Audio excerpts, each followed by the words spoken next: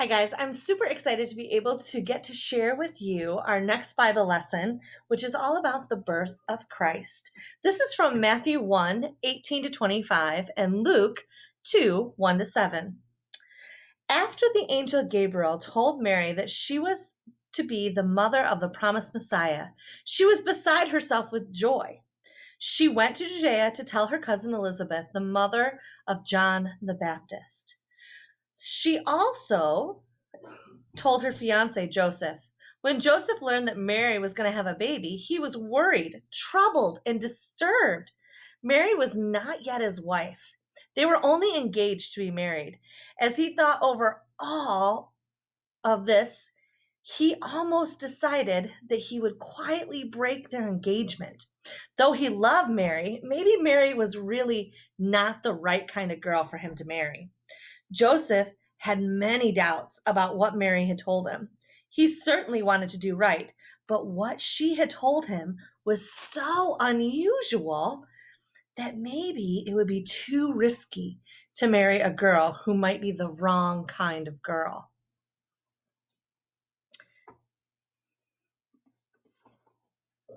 So one night, Joseph couldn't sleep. As he lay tossing and turning in his bed, an angel came to him in a dream and said, "Joseph, don't worry. Go right ahead and take Mary to be your wife. For this baby that she will have is the Messiah, the Son of God. You shall name him Jesus," meaning Savior, "for he will save his people from their sins."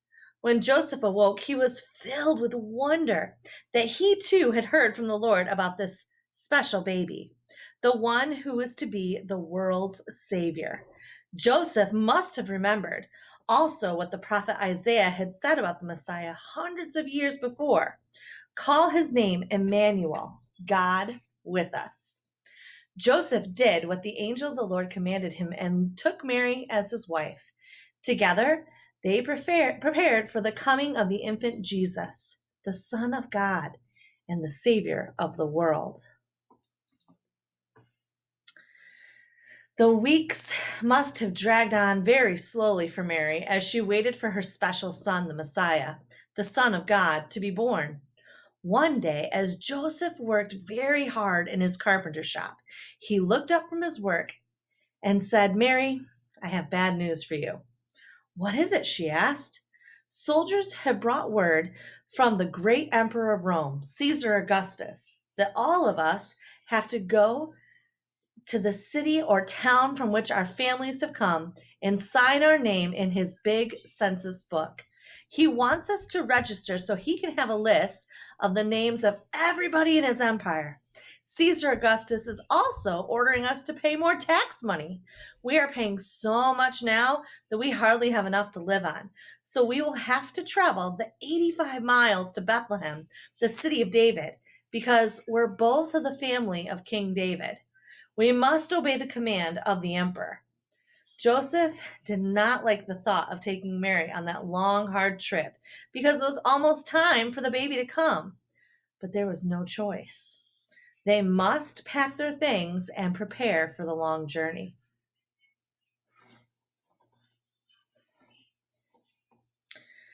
There were no buses, cars, or trains on which to travel, but Joseph did have a donkey for Mary to ride on, and he walked alongside of this donkey. Of course, the donkey was slow and the road was rocky, rough, and bumpy. When the road didn't lead them up a hill, it led them down the hill. Mary got tired, stiff and sore, and Joseph's feet probably hurt from swelling as he cut them on the rocks. Many times Joseph asked, "Are you all right, Mary? Can we go just a little farther before we make camp for the night?" It took them many days to make the trip. They thought they would never get to Bethlehem.